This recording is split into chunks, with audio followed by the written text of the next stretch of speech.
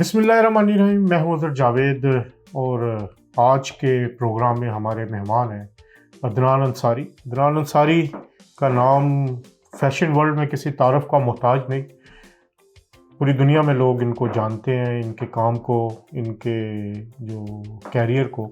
लेकिन आज हम कुछ अलग इनके बारे में, इनकी लाइफ स्टोरी, इनकी जो कुछ ये करते रहे उस पर बात करेंगे। और सबसे बड़ी बात, आज हम इनके घर में मौजूद हैं, घर पे भी इनसे कुछ थोड़ा सा होम टूर भी लेंगे।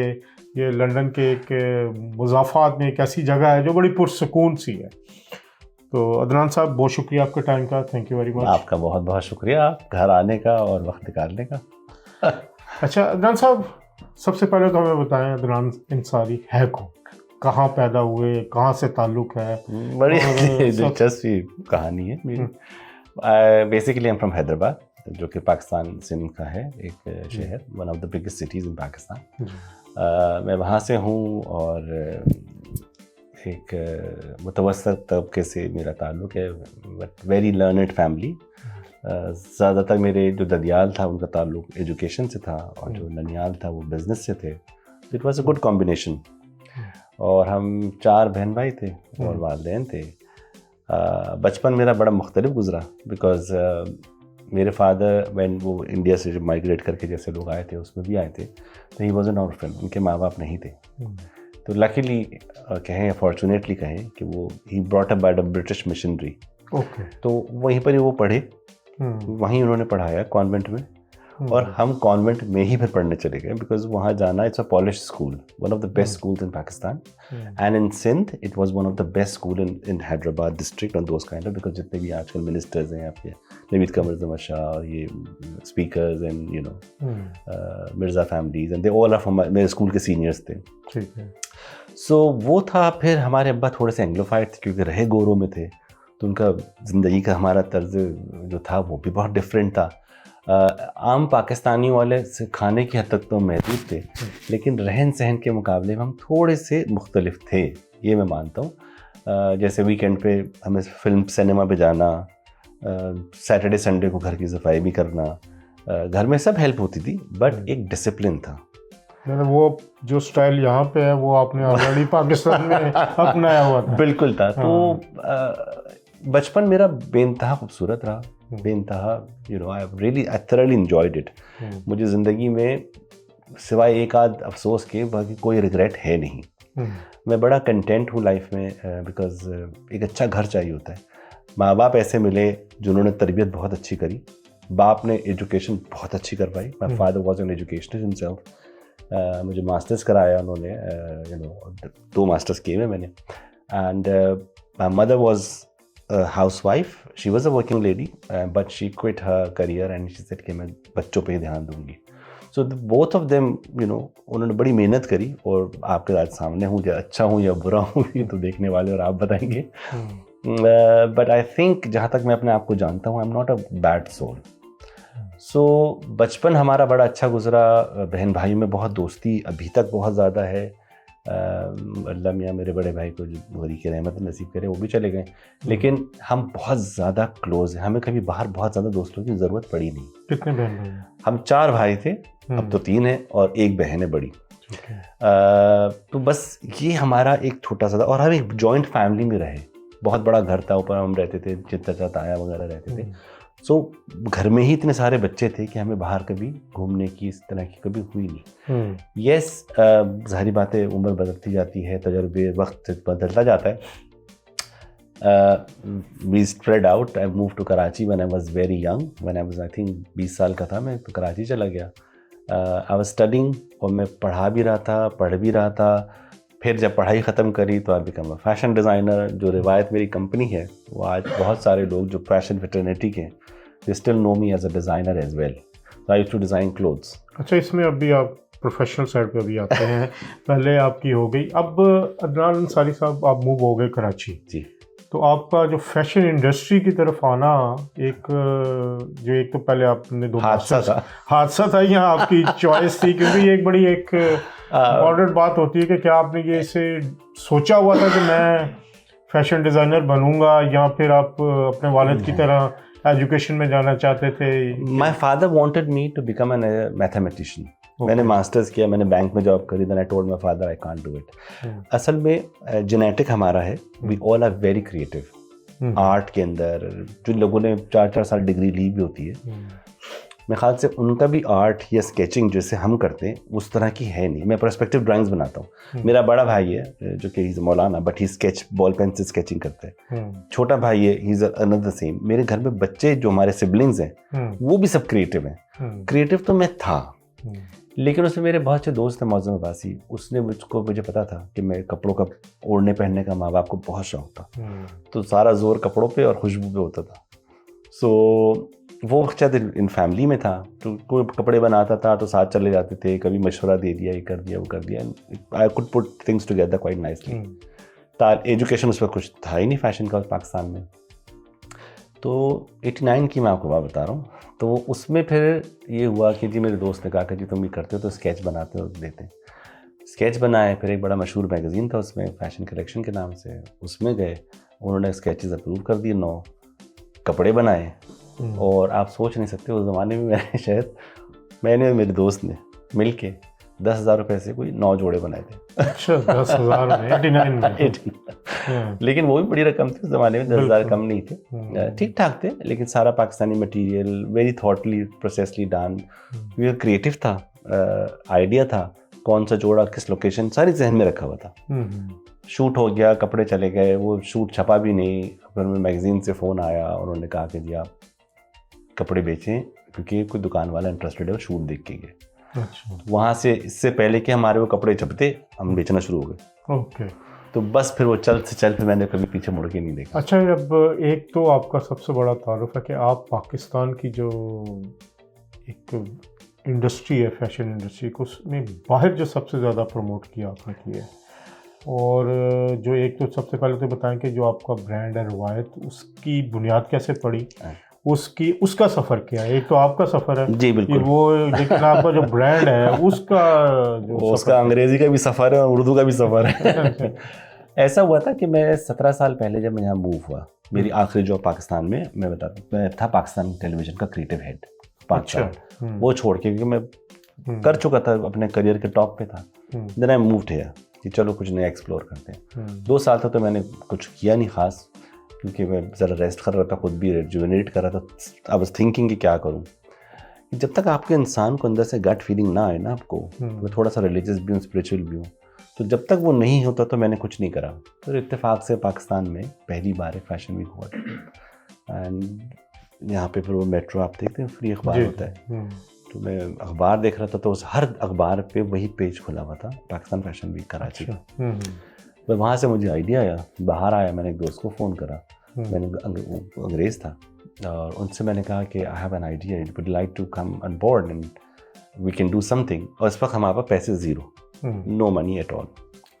खैर वो रोल अप किया, उसने कहा how, I said I know the designers, I know friend, I call few people and they all said कि जी लेट्स डू इट। बस वो पहला था। फिर वो किया, पहला बहुत मुश्किल था, बिकॉज पैसे नहीं थे, जानता मैं किसी को नहीं था। बहुत सारे यूनिवर्सिटी के स्टूडेंट्स थे, वॉलंटियर्स जिन्होंने काम किया, बहुत सारी मॉडल्स थी उसमें जिन्होंने वॉलंटियरली काम किया। उसमें से एक आज पाकिस्तान की बहुत मशहूर एक्टर भी है, Kubra Khan. Okay, she was my volunteer as well. ये कब की बात है? ये समझे आप, आई थिंक मैं 17 साल पहले आया हूँ, तो 2010 की बात, 10 या 11 की बात है। सो उसमें she was one of them. अब माशाल्लाह शी स्टिल अभी भी बड़े अच्छे से मिलती है, रिगार्ड है। तो वो फिर चल पड़ा। फिर मैंने एक किया, उसमें बहुत सारे प्रॉब्लम्स थे, बहुत सारे इश्यूज थे, नर्व रैकिंग था, मतलब you know it was, I went through a hello. उसके बाद मैंने कहा मैं नहीं करूँगी। फिर डिज़ाइनर्स ने कहा कि नहीं करे, बस फिर वो चलता गया। फिर मैं कभी रुका नहीं, और मैं कभी पीछे मुड़ के देखता नहीं, ना मुझे पीछे मुड़ के देखने का शौक़ है। तो बस फिर मोहब्बत मिलती गई और हम करते गए। अच्छा, अब कितने अर्सा हो गया आपको ये सारा? 15 साल, ये 16वां साल है मेरा। तो हर साल करवाते हैं? साल में लंदन में मैं 2 दफ़ा करता हूँ, और अब माशाल्लाह आपको पता है हम कनाडा में भी करते हैं, यूएसए में भी करते हैं, यूरोप में भी करके आए हैं। अभी हाल ही में we made a fashion industry के अंदर हमने we made a history as a south Asian, पहला पाकिस्तान का फैशन, पाकिस्तान तो छोड़ दें, पहला fashion show great wall of China पे आपके एम्बेसडर हैं खलील हाशमी चाइना में, बीजिंग में। उनके साथ हमने कोलैबोरेट करके उन्होंने हमें मौका दिया। तो उन्होंने कहा कि चाइना में शो करना तो कहाँ करेंगे, करना मैं तो China, great wall of China. लेकिन जिस जगह पे किया है उसको कहते हैं बैटलिंग, वहाँ पे पाकिस्तान का एक मॉन्यूमेंट भी लगा हुआ है। अच्छा। उसकी एक बहुत बड़ी सिग्निफिकेंस बहुत सारी लिहाज से कि उसका वो मेन एरिया कहलाता है जहाँ पे वो किया। सो वो करना एक बहुत बहुत मुश्किल काम था, बहुत चैलेंजेस थे, ज़बान का बहुत बड़ा मसला था, लेकिन हो गया, कर लिया। तो चैलेंजेस बहुत सारे हैं, आते हैं, करते हैं। चाइना में भी किया, कनाडा में भी हम रेगुलर करते हैं, पिछले 4 साल से कर रहे हैं। पूरे यूरोप में जितनी भी पाकिस्तान एम्बेसीज हैं मोस्टली मुझे बुलाते रहते हैं। आई थिंक अब एक ठप्पा लग गया मुझे पाकिस्तान ब्रांड एम्बेसडर का। ये भी एक बड़ी अच्छी बात। देखें, अब पाकिस्तान फैशन वीक में आप शो किस क्या करते हैं, आप थीम क्या होता है आपका? क्योंकि हम देखते हैं, मैं तो गया हूँ कई दफ़ा, बिल्कुल, लेकिन एक हमारे नाज़रीन जो पाकिस्तान में बैठे हैं या पूरी दुनिया में बैठे हैं, वो अगर कहें कि जी उस वीक का थीम क्या होता है? वो देखिए, हमारे पास हम ऐसे उस थीम को लेकर चल नहीं सकते। जैसे होता है ना कि कुट्योर होता है या स्प्रिंग समर होता, यही है स्प्रिंग समर। लेकिन हमारे साउथ एशियंस के अंदर सारा साल जो तो शादियां भी होती हैं, हर चीज़ होती है, पूरा साल रुकता नहीं है, वेदर भी ऐसा होता है। तो हम कोई एक सीज़न के कपड़े शोकेस नहीं करते। हमारी कोशिश ये होती है कि एक फैशन शो के अंदर हम हर तरह के दिखाएं, ready to wear, high fashion, unstitched, formal, semi formal, heavy formal, bridal, men's, couture, made to order. तो अंडर वन रूफ आपको हर कोई यहाँ मिलता है।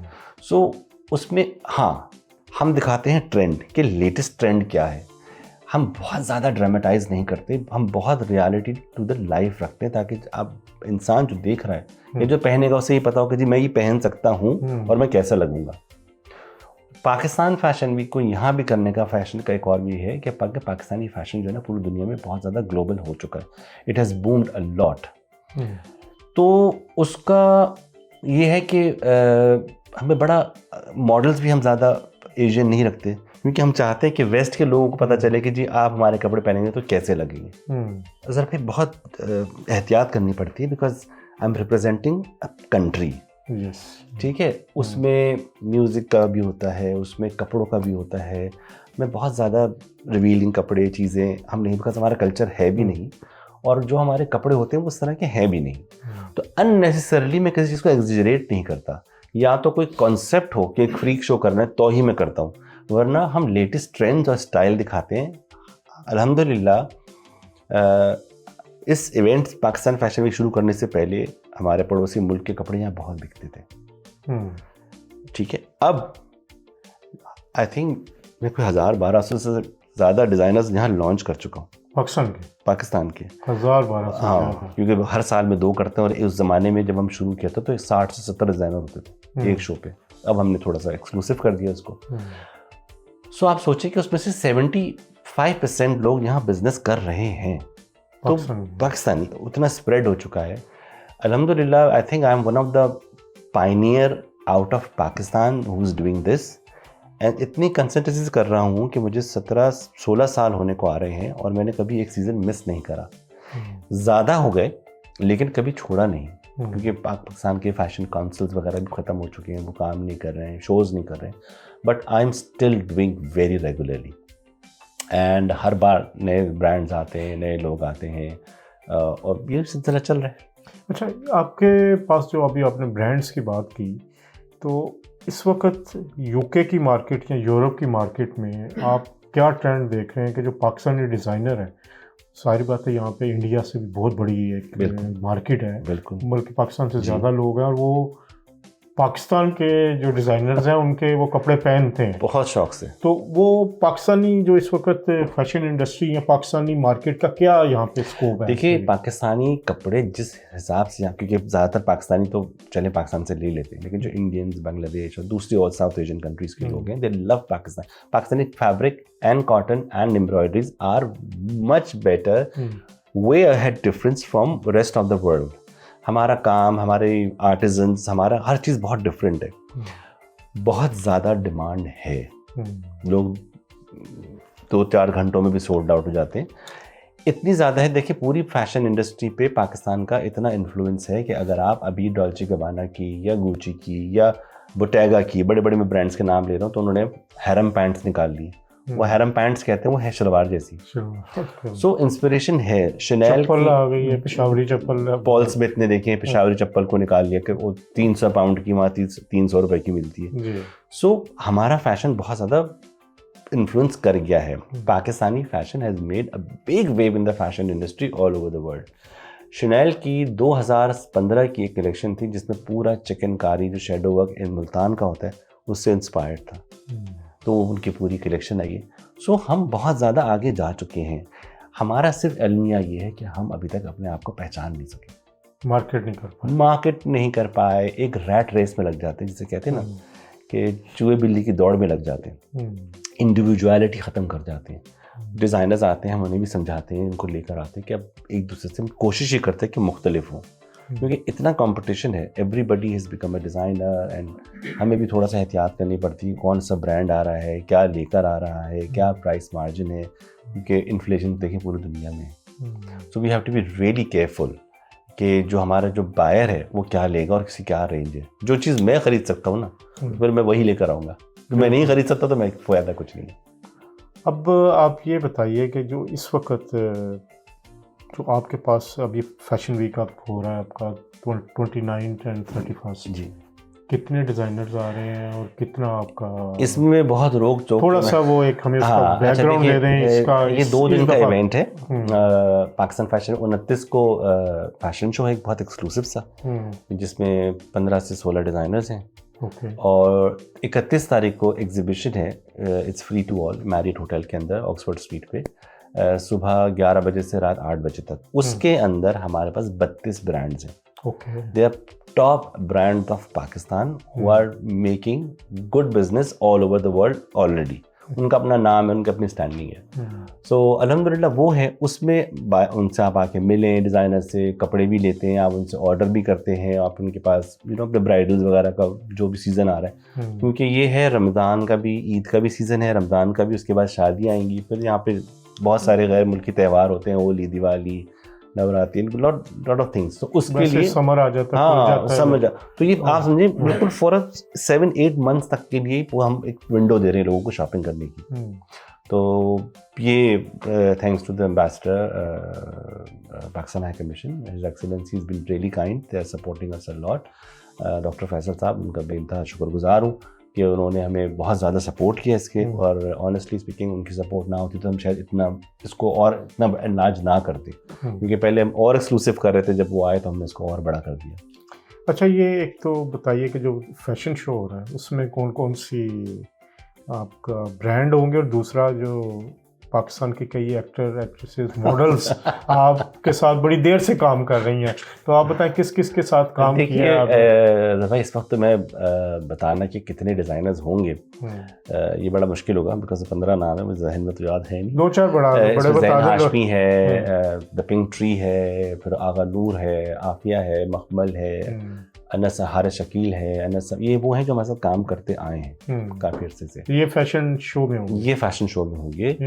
सेलिब्रिटीज़ में जवेरिया सऊद भी हैं, होस्ट हमारा असफर रहमान है, एवरीबॉडी नोज़ है, फिर मेहरुन्निसा हैं लाहौर की, उनके अच्छा इन डिज़ाइनर्स ने, इन एक्टर्स ने भी अपने कपड़े डिज़ाइनिंग लॉन्च किए, तो इनके अपने कपड़े भी वहाँ पे। सो ये अपना एग्जीबिशन भी कर रहे हैं और ये फैशन शो पे भी है। जैसे जैसे वक्त करीब आता जाएगा तो सेलिब्रिटीज़ हम अनाउंस करते जाएंगे, क्योंकि जाहिर बात है वो ट्रैवल कर रहे होते हैं, वो उन रेटों में होते तो हम फिर उनको ले लेते हैं उनसे बोल। अच्छा, अब इस के बात अगर हम करें तो इससे पाकिस्तान को कितना फ़ायदा हो सकता है? अगर आप देखें पाकिस्तान गवर्नमेंट है जी, डॉक्टर फैसल की आपने बात की, वो बड़े सपोर्टिव हैं, लेकिन इस वक्त जो हमारी गवर्नमेंट है, शहबाज शरीफ साहब लीड कर रहे हैं उसको, और दूसरे हमारे इदारे भी इसमें बड़े आजकल इंटरनेशनल ब्रांड को लेके या इंटरनेशनल अपनी परसेप्शन पे बड़े टची हैं, वो उसको मज़ीद मूव करना चाहते हैं। तो आपका ये शोबा है ख़ास तौर पे, जो आपने बात की, इंडियन भी पहनते हैं, बांग्लादेशी भी पहनते हैं, क्या करना चाहिए गवर्नमेंट ऑफ पाकिस्तान को कि ये इंडस्ट्री मज़ीद इसको हम आगे लेके जाएँ? It's a very interesting question, because यहाँ हम बहुत ज़्यादा स्ट्रगल करते हैं जी।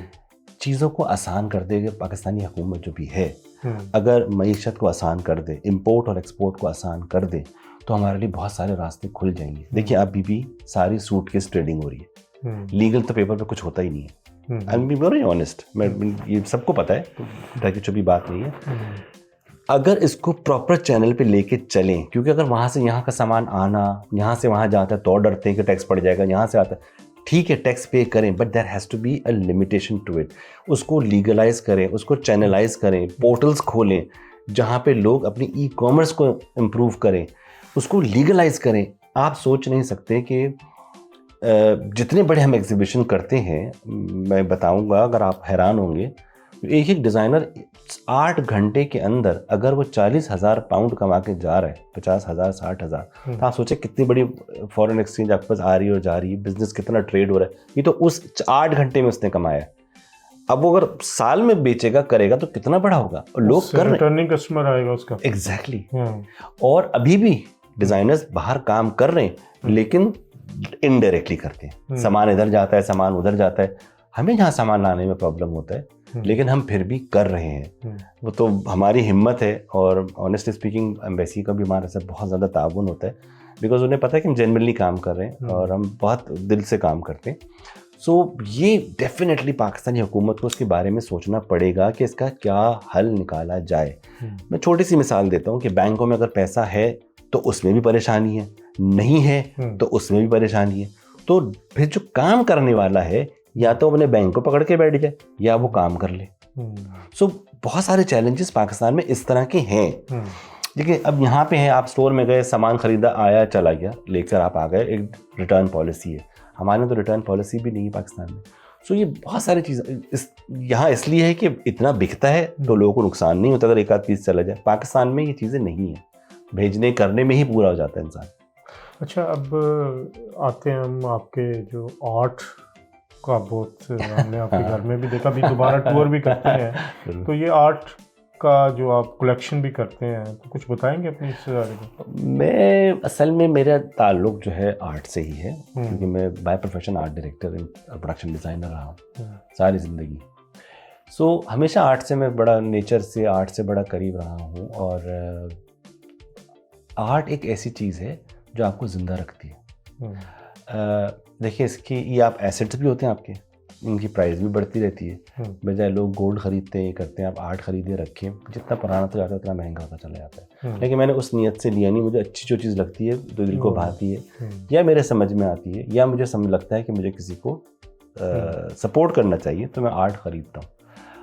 आर्ट मैंने पूरी दुनिया में जहाँ जहाँ ट्रैवल किया है मैं वहाँ से ख़रीदता रहता हूँ, लेकिन मेरे पास काफ़ी आर्ट पाकिस्तानी है। और आप हैरान होंगे, ना सिर्फ फैशन बल्कि जो आर्ट है पाकिस्तानी, वो जब मेरे पास गैर मुल्की है, जिसे कहते हैं कि गोरे आके देखते हैं, वो हैरान होते हैं कि ये पाकिस्तानी आर्ट है। तो आप सोचें कि हमारे यहाँ आर्ट को प्रमोट ही नहीं करा जाता। सॉरी टू से, जो ऊपर जाता है ना, उसके पीछे 10 टांग घसीटने वाले पड़े होते हैं। सो वो जाने ही नहीं देते किसी को, एक दूसरे को। आपस में एक यूनिटी होना बहुत ज़रूरी है। सो वो थोड़ा सा लैक करता है, बट यस, आर्ट मैं पूरी दुनिया से जमा करता हूँ। और अच्छा, आपके शोबिज़ इंडस्ट्री से आपको बहुत एक करीबी होगा, तो कौन सी मॉडल ऐसी है, कौन सी पाकिस्तानी एक्ट्रेस ऐसी है जिसके साथ आप काम करके बड़े कंफर्टेबल हुए हैं यहाँ इंटरनेशनल? देखिए हमारे पास, अब वो मेरी दोस्त भी है और हमारी ब्रांड एम्बेसडर भी है, फौजिया मान। जब से हमने शुरू किया ना, तब से हमारे साथ है, पूरी दुनिया में वो शोज़ करती है। She is a super model, she is a fashion icon of Pakistan. ज़ाहिर बात है, इतना पुराना रिश्ता है तो काम करके बहुत अच्छा लगता है, बहुत मज़ा आता है। उसके अलावा मैंने असफर है, उसके साथ भी बड़ा अच्छा लगता है। एज सच तंग कहते हैं ना जैसे होता है, आई थिंक उसमें देखिए ये होता ये है कि स्टार एक स्टार है, उसको आपको रिस्पेक्ट देनी पड़ती है। हमारा जो कॉन्सेप्ट है, सॉरी टू से फॉर द एजेंट्स, जब वो किसी को पैसे दे के या कोई काम करके लाकर आते हैं ना, तो वो समझते हैं उनका गुलाम। आप अगर इज्जत देंगे तो इज्जत मिलेगी। तो अल्हम्दुलिल्लाह मेरे साथ एज सच कभी कोई बुरा एक्सपीरियंस नहीं। हाँ, देर सवेर कर देते हैं, जो कि स्टार की वो है, हो जाता है। महविश हयात है, सदफ कमल है, बड़े बड़े आर्टिस्टों के साथ काम किया है, सना फ़खर है, ये है वो सब, कभी मुझे ऐसा प्रॉब्लम नहीं हुआ, कोई चैलेंजेस नहीं आए। आपस में लड़ते हैं वो अब दूसरी बात है। मेरे साथ अल्हम्दुलिल्लाह आज तक ऐसा कुछ हुआ नहीं। एक्टर्स में काम करने के लिए अगर आप कहेंगे तो आई थिंक काफ़ी मैंने सारे एक्टरों के साथ वैसे तो काम किया हुआ है, ऐसा कभी किसी ने मुझे परेशान नहीं करा, मुझे तंग नहीं करा। किसी और वजूहात की वजह से सेट पे या किसी चीज़ में कोई प्रॉब्लम हुआ तो वो मेरी ज़ात से कभी नहीं हुआ। अच्छा, अब यहाँ पे आप हर साल करते हैं तो पाकिस्तानी कम्युनिटी का क्या रिस्पांस होता है? क्योंकि ज़ाहिर बात है आप उन्हीं की बेस पे तो कर रहे होते हैं, तो हमारी जो यहाँ पे आपका बायर है, जो आपकी मार्केट है, उसका रिस्पांस बढ़ रहा है, कम हो रहा है? ये मैं बताता हूँ, 2 चीज़ें हैं इस पे, 2 पहलू हैं, बायर और पाकिस्तानी 2 अलग चीज़ें। एक तो चल बिजनेस हो गया, बिजनेस के हिसाब से जो साउथ एशियन कम्युनिटी है, दे लव इट, वो रोज़ाना बढ़ता चला जा रहा है ग्राफ हमारा। अब देखिए ना, एक दिन में 1000-1500 लोग आ रहे हैं, तो you know it's a big thing. इतने लोगों को इकट्ठा करना भी बहुत बड़ी बात होती है।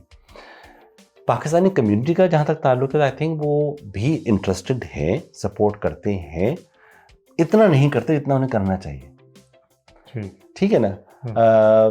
जितना हम तवक्को करते हैं कि उन्हें करना चाहिए, करते हैं, डेफिनेटली करते हैं, ये नहीं कि नहीं करते।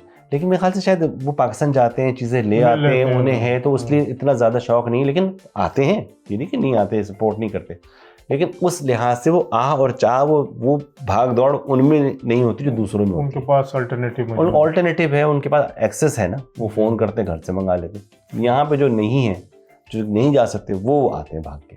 बहुत शुक्रिया आपका अदनान साहब। अब थोड़ा सा हम आपके घर का भी टूर लेंगे, आपकी पेंटिंग्स भी देखेंगे। जरूर। चलिए आइए दिखाता हूँ आपको। चलिए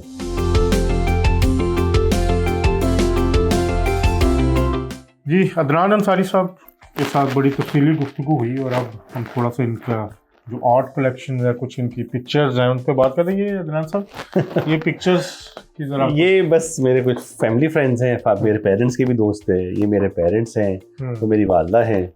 ये बड़ी पिक्चर मैं अभी पाकिस्तान गया हुआ था, तो लाहौर से मैं लेकर आया हूँ। मैं आर्टिस्ट का नाम जहन में अभी इस वक्त है नहीं, बट आप इसको अगर करीब से देखें तो इट्स एन ऑयल। तो उसके पैरों के बाल की डिटेल चीजें, आपको इतना बारीक काम नजर आएगा उसमें कि it's something, it's a very rebellious, यानी कि यू नो जमाने के खिलाफ या उस तरह का है, जिस तरह के आज के हालात हैं, लोग डिस्टर्ब्ड है, तो पोर्ट्रेइंग ऑल ऑफ दैट। पढ़ने का भी शौक है, तो किताबें वगैरह जमा करता रहता हूँ। अक्सर लोग कहते हैं मुझे कि आप बोर तो नहीं होते? उनका टाइम ही नहीं बोर होने का। किताबें खरीदने का शौक है। अब आप जैसे ये देखें, ये भी मेरी बड़ी अच्छी दोस्त है, वो बनाती है पाकिस्तानी, वो तो ये गोल्ड प्लेटेड है, और उनके पास में खास ही उन्होंने 8 या 10 पीस बनाए थे, तो 3 उन्होंने फिर मुझे कहे थे, तो मैंने उनसे वो ले लिए। और ये स्कॉटिश आर्ट है, मैं कॉर्नवॉल में था, तो इसके अंदर वैसे तो एक बड़ा ब्लॉक नज़र आ रहा है आपको, लेकिन एक समंदर है और ये हॉराइजन है और ये आसमान है, लेकिन इसकी ब्यूटी ये है कि जब दोपहर में आप देखेंगे ना, तो आपको उसके अंदर वेव सी नज़र आती है दिन की रोशनी में। आइए, ये again this is the most expensive Pakistani art that I have. अच्छा, अगर आप लोग करीब से देखें तो 3 डायमेंशनल है, और इट्स जिसे हम कहते हैं कि ये इस रिलीफ में बना हुआ है, और देखिए तो ये अल्फ़ाबेट्स हैं सारे, एक लेयर हुई हुई है, लेकिन ये दुआ है, दोनों दुआएं लिखी हुई हैं, पर ये अल्फ़ाबेट उन दुआओं के अलग किए हुए। किसका बनाया हुआ है? ये भी लाहौर के आर्टिस्ट है, मुझे जहन में इसका नाम नहीं आ रहा, बिकॉज ये नया आर्ट है, इसलिए मुझे जहन में है नहीं। ये कराची के आर्टिस्ट हैं, अगर आप देखें तो वेरी नाइसली डन, ये मेरा नाम लिखा हुआ है इसमें। तो ये बड़ी इंटरेस्टिंग सी है, इन्होंने बना के दी। इसका मैं बताता हूँ कि ये यूके का बहुत फेमस आर्टिस्ट है। ये शादी का एक कार्ड है, और बहुत जितनी शादियों पे ये लोगों को इनवाइट किया था, हर एक का अलग सेपरेट डिज़ाइन कार्ड हुआ था, तो इसकी वैल्यू अच्छी खासी है, क्योंकि is a very famous artist, तो ये उसके लिए है। और मैं आपको फिर दिखाता हूँ बाकी चीज़ें भी। ये ऑर्बिजिन यानी ऑस्ट्रेलियन आर्ट है, जो कि दुनिया का मशहूर तरीन आर्ट है, इट्स फ्रॉम ऑस्ट्रेलिया। डॉटेड होते हैं, ये कनाल्स बनी हुई हैं, आइलैंड्स हैं, लेकिन इसको समझने के लिए आपको थोड़ी सी फिलॉसफी चाहिए कि डॉट क्या है, किस तरह से बनते हैं। ये अफ्रीका से है। देखिए, दुनिया में कहते हैं कि कोई चीज़ बेकार नहीं होती, तो अगर आप इसको ऊपर लेकर आए और यहाँ दिखाएं कि one of the beautiful art है, हर कोई पूछता है कि ये है क्या, ये गाय के गोबर से बना हुआ है। अच्छा। और ये अफ्रीकन आर्ट है जो उस पर बना हुआ है। फिर ये आप इसको देखें, करीब से देखेंगे इसको आप, तो आपको एक नहर नज़र आएगी, लेकिन ये जो नहर है ये इंसानों का समंदर है असल में। जो बारीक बारीक ह्यूमन आपको नज़र आएंगे, कैरेक्टर नज़र आएंगे। अगर आप यहाँ आएंगे तो आपको बड़ी 2-4 नायाब सी पेंटिंग्स मिलेंगी। ये अनवर मकसूद की पेंटिंग है जो कि शायद किसी ने ना देखी हो, क्योंकि प्राइवेट कलेक्शन में से एक थी, उन्होंने ऐसी गिफ्ट करके दी थी। ये मेरे बड़े मशहूर सुहेल भट्ट आर्टिस्ट है पाकिस्तान के, इसकी इनफरादियत ये है कि ये पेन उठाए बगैर एक स्ट्रोक में बनाते हैं। ओके, सो ये वो है। ये सादिकैन है, उनके फर्स्ट प्रिंट्स हैं। हम लकी इनफ के मेरे पास थे। अच्छा, मैं एक और चीज़ बड़ी आपको इंटरेस्टिंग दिखाऊं, ये पाकिस्तानी बच्चों का आर्ट। ये कलर पेंट नहीं है, ये सारा फैब्रिक है। ओके। और ये NCA के बच्चों के फाइनल ईयर का प्रोजेक्ट था। तो मैंने बस उठाया, उसको मैंने फ्रेम कराया और मैंने फिर उसको अपने पास रख किया। फिर looks it's one of very very quite good. इसकी बस जगह नहीं मिल रही तो मैं लगा दूंगा। चलो, सादकैन का वो ये सादकैन है, ठीक है। और वो अनवर मकसूद है। या again to be very honest, मैं जब PTV के अंदर था तो उन्होंने मेरे सेट को इतना पसंद किया कि उन्होंने कहा भाई इस तरह की पेंटिंग होनी चाहिए। तो वो ख़त्म हो गया तो फिर मैंने अपने पास रख लिया एज अ सोवेनियर। ये सादकैन है, इसका first print. I am quite lucky कि मेरे पास ये है। मेरे घर में ही मेरा दफ्तर है, जैसा आप देख रहे हैं। कुछ कामयाबियाँ, कुछ निशानियाँ, कुछ यादें, कुछ बातें। इस कमरे में बहुत कुछ है मेरा। अब अगर आप देखें तो मेरी फैमिली, चीज़ें, दोस्त, वो सब यही है। मतलब आपकी ये ज़िंदगी का एक ऐसा ये मेरी ज़िंदगी का बहुत ख़ास कहते ना कि है जगह। क्योंकि यहाँ बैठ के मैं सोचता भी हूँ, काम भी करता हूँ और बहुत कुछ करता हूँ। मतलब एक आर्टिस्ट के बारे में जो हमने सुना था कि वो बड़ा इनफरादियत पसंद और एक उसे पुरस्कून माहौल चाहिए। तो ये लंदन का वो कोना है जहाँ पे वैसे ही बाहर सुकून और अंदर भी सुकून है, बाहर भी सुकून है। बट यहाँ देखें ना तो मेरी यहाँ ये कमरा मेरी यादों से वाबस्ता है। हर चीज़ है। अगर आप उस पर कोई देखेंगे तो मेरे वालिदैन की कब्र के फूल भी यहाँ पे लगे हुए।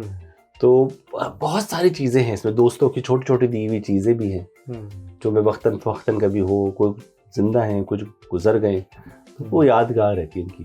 तो काम मेरा सारा दिन कंप्यूटर पे और इधर होता हूँ या फिर पूरे घर में होता हूँ। ये अपने पियानो भी रखा हुआ है? बस पियानो का शौक़ है और हल्का फुल्का, इतना ज़्यादा आता नहीं बजाना, लेकिन कोशिश कर लेता हूँ। वो बस ये नहीं, सीख रहा हूँ, ये भी सीख लूँगा। मैंने कहा आर्ट के हर फॉर्म आने चाहिए इंसान को। पता है, देखिए किसी चीज़ को समझने के लिए ना इंसान को, मैं हमेशा कहता हूँ कामयाबी का राज क्या है। कामयाबी का राज अपने आप को जानना और उसके बाद आपने जो करना है उसको जानना। जब तक आपको ये समझ नहीं आएगा ना, आपको ज़िंदगी में कुछ कर ही नहीं पाएंगे। अपने आप को सबसे पहले जान लिए और आप देखिए क्या करते हैं। मैं जितना कर सकता हूँ, क्योंकि मेरा एक और भी फ़लसफ़ा है ज़िंदगी का कि एक इंसान जब ये कर रहा है तो मैं क्यों नहीं कर सकता। उसके भी 2 हाथ हैं, हाथ नाक मेरे जैसा। दिमाग चाहिए, थोड़ा सा फोकस करने तो हो जाता है। अच्छा, आपके जो घर में एक सबसे एक अच्छी चीज़ हम देखी, आपकी कैट है, उसके बारे में उसे भी तो दिखाइए ना जरा हमें। ये आई है बिल्ली और ये थोड़ी सी नखरे वाली है। इसकी बहुत ज़्यादा नखरे हैं और ये किसी के करीब नहीं आती और ये उस वक्त तक हाथ में लगाने देगी आपको जब तक इसका दिल नहीं चाहेगा। आपको तो लगाने देती है? हमें लगाने देती है, लेकिन थोड़ा सा आगे देख लें इसको जरा, थोड़ा सा हम दिखाएं ना आपके। इसका सिर्फ एक तरीका है, मैं आपको दिखाता हूँ। अब आएगी, ड्यू है, अब ले ले। अब ये हाथ से खाएगी।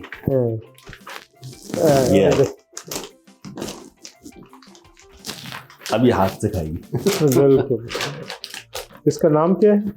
बिल्ली रखा। बताता हूँ उसकी भी वजह। आप बताओ उसकी वजह क्या है? हाँ जी, ये है हमारी बिल्ली। इसका नाम बिल्ली मैंने इसलिए रखा कि एक अंग्रेजी फिल्म बहुत ज़्यादा मुझे पसंद थी और बहुत मशहूर है, ब्रेकफास्ट एट टिफनी, ऑड्री हॉपबर्न की। तो उसमें फिल्म के अंदर जो एक छोटा सा किरदार था जिससे वो कनेक्ट और डिस्कनेक्ट होते थे, वो एक बिल्ली थी। उस बिल्ली को वो कैट कहता था। तो वो कैरेक्टर्स को कैट कहता था। तो ये मेरे साथ रहती है, मेरे साथ कनेक्ट रहती है, तो मैं इसको बिल्ली कहता हूँ उर्दू में। सुना ये म्यूजिक भी सुनती है बहुत? ये म्यूजिक बहुत शौक से सुनती है और टीवी बड़े शौक से देखती है। ओके। पता नहीं इसको क्या समझ आता है क्या नहीं आता, लेकिन ये सिर्फ इस हद तक मेरे करीब है और जब ये खा लेगी पी लेगी तो फिर मैं भूल जाएगी। लेकिन जब इसे बहुत प्यार आता है तो फिर ये खुद ही आके मेरे पास फूड देख लिया आपने। ये आपका दिल लगाए रखते हैं? आप दिल लगा रह जाता है। बिल्ली का इससे कहते कि ये समझती कि मैं इसके घर में रहूं। ओके। तो उनका ये है, ये हमें ट्रेंड करती है अपने हिसाब से, जैसे कब खाना है, कब सोना है, कब देना है, जैसे तरह भी खा के चली गई। चलिए आपके thank you very much Adnan भाई, आज आपने बड़ा एक कीमती टाइम भी दिया। नहीं, और आपका बहुत बहुत शुक्रिया आने का, इतने दूर आप सफ़र करके आए, क्योंकि मैं सेंट्रल लंदन में तो रहता नहीं हूँ, मैं थोड़ा सा बाहर रहता हूँ। उम्मीद है आपको मेरा घर पसंद आया। नहीं माशाल्लाह, आपकी हमने ज़िंदगी आपकी एक पूरी पीछे से आपका कैसे रहते हैं आर्टिस्ट के बारे में आज हमें ज़रा तफसील से बात करने और समझने में। और आप पहले शख्स थे जो इस तरह से मेरा घर एक्सपोज हुआ है, वरना आज तक मैं बेस्ट ऑफ लक। और आपके पाकिस्तान फैशन वीक के लिए बहुत बहुत शुक्रिया, आपका मुलाकात होगी। और बहुत शुक्रिया, इंशाल्लाह ज़रूर। तो आप दुआ कीजिएगा, अल्लाह करे सब बहुत कुछ। शुक्रिया। Thank you. ये थे अदनान अंसारी। हमने इनकी लाइफ पे भी बात की, इनके आर्ट पे भी बात की, इनके काम पे भी बात की और इनकी ज़िंदगी कैसे गुजरती है उस पर भी बात की। ये था आज का हमारा प्रोग्राम। इसी तरह के मज़ीद जो आर्टिस्ट हैं, जो इम्पोर्टेंट लोग हैं, उनसे आपकी मुलाकात करवाते रहेंगे। तब तक के लिए अल्लाह हाफ़िज़।